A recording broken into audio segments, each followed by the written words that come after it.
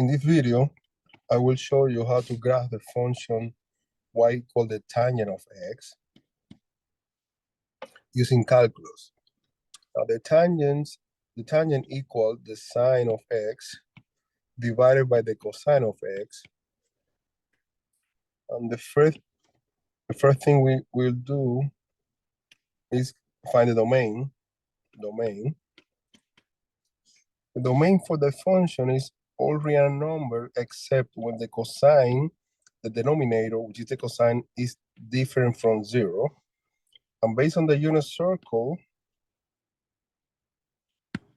okay, the cosine is 0 at pi over 2, then 3 pi over 2, and go around forever, left and right. It's going to be 5 pi over 2, negative pi over 2.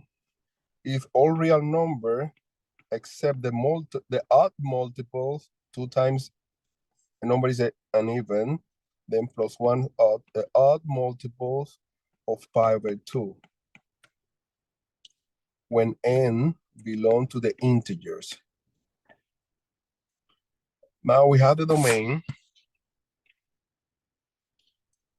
We know we divide by 0. When we divide by 0, we go to infinity. That means we have vertical asymptotes at those points. Now let's find the x-intercept.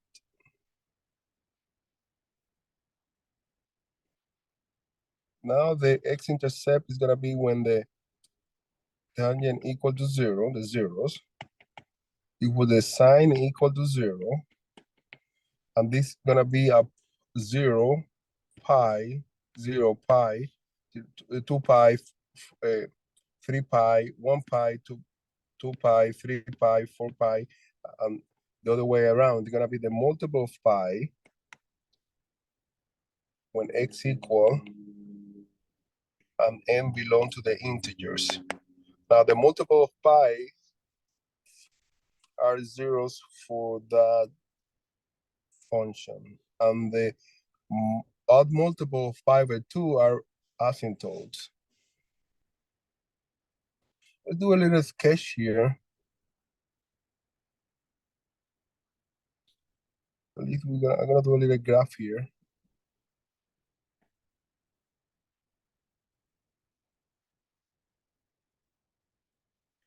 And I'm gonna have the zeros. It's gonna be a 0, a pi, a 2 pi, and then 3 pi. This is 0. This is pi. This is 2 pi. And the left side is gonna be the same. Negative pi, negative 2 pi. Now, we have asymptote, vertical asymptote, probably a pi over 2, because we divided by 0, a 3 pi over 2, a negative pi over 2, a negative 3 pi over 2. Now we have vertical asymptote. Let me draw the asymptotes in green. A little lighter color. And then here in green.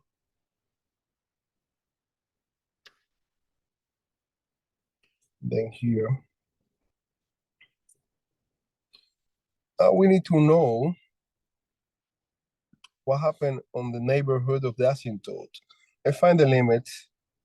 Let's find the asymptote here at pi over 2. X equal pi over 2 is a vertical asymptote.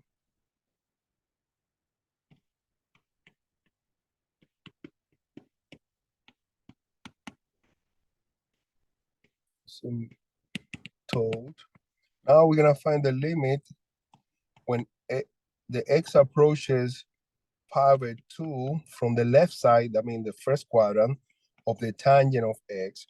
We know the answer is gonna be infinity, but we don't know if it's positive or negative, but we know that the pi over 2 on the left side is on the first quadrant, I mean, and the tangent is positive on the first quadrant, the same thing we can do limit when x approaches pi over 2 from the right pi of pi over 2, which is the second quadrant.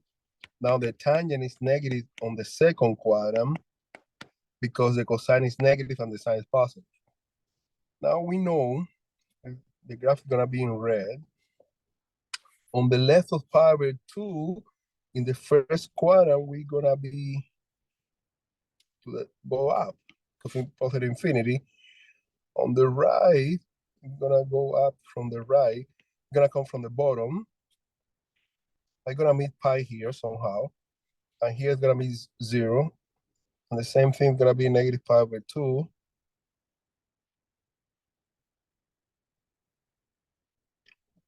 Probably the same thing here.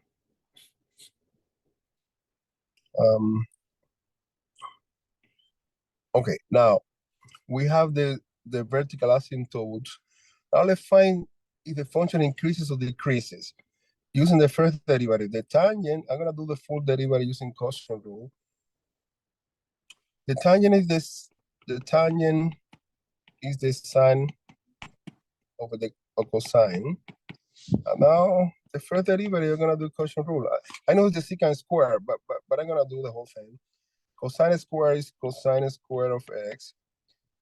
By the quotient rule, power the bottom. The derivative at the top is gonna be the cosine positive times the bottom, the denominator, minus the derivative, the top intact is gonna be sine of x, and the derivative of the denominator, which is negative sine of x. And from the top, we're gonna have cosine square of x plus sine square of x over cosine square of x, and the top equal 1, and we have 1 over the cosine square of x, which equal the secant square of x. Now, this is always positive. Therefore, the function, the tangent, always increases. Wait, remember, the first derivative is the slope of the tangent line. All tangent lines are positive, all lines going up. I mean, the function always increasing in its domain. Now let's do the second derivative. The second derivative, I'm gonna do quotient rule here again. Okay, cosine square is gonna be 4 power. Now the derivative of 1 is 0 times the cosine, the denominator, which is the cosine square, minus 1 times the derivative of the cosine square is gonna be 2 times cosine by the chain rule, times the derivative of the cosine, which is negative sine of x. And the second derivative, the first term is 0, negative sine and negative positive. And then we're gonna have 2 times cosine of x times sine of x divided by the cosine to the third power of x, second 4 power of x. And now 1 cosine at the top cancel 1 at the bottom. The final second derivative is gonna be 2 times the sine of x divided by the cosine of x to the third power. Now equal to 0 to find the inflection points is when the sine is 0. Of course, are the same multiples of pi over the same multiple of pi over of pi, and pi when n belong to the integers. Now the sine and the cosine, we have sine and cosine here, which is tangent. Remember the tangent, and we're gonna find the concavity because the tangent, okay, we have 2 times, let's do sine of x, that's the second derivative. I'm gonna analyzing the concavity over, I'm gonna put for the sake of here, 1 of the cosine here, I'm gonna multiply by cosine square here. And I have the 2 times the tangent times the secant square. Okay, the secant square is always positive. The tangent is in the unit circle, to the unit circle. The tangent is positive on the first quadrant, everybody's positive. Negative in the third, in the second, positive in the third because the sine and the cosine, negative in the fourth. Now let's see the concavity. It's gonna be concave up in the first quadrant, and we can go back to the graph here.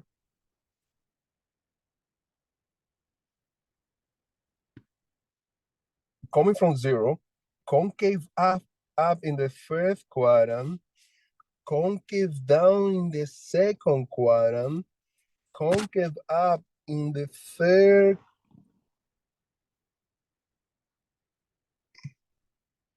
quadrant. Oh, sorry. Concave by a curve.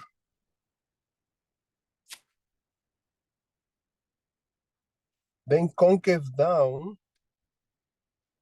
in the fourth quadrant because it was negative, right? This is the fourth quadrant, second derivative. Now concave down in the fourth quadrant. And you see the behavior is gonna be the same all the time. It's gonna be zero here, go. And then we have the graph of the tangent using calculus. We find the domain, we found the zeros, we found the first derivative. It's always positive. There's no critical point in the domain. The second derivative, we found the inflection points, which are the zeros. The inflection points are the zeros. And then we found the interval of concavity based on the sign of the second derivative. And this is the graph of the tangent. Thank you.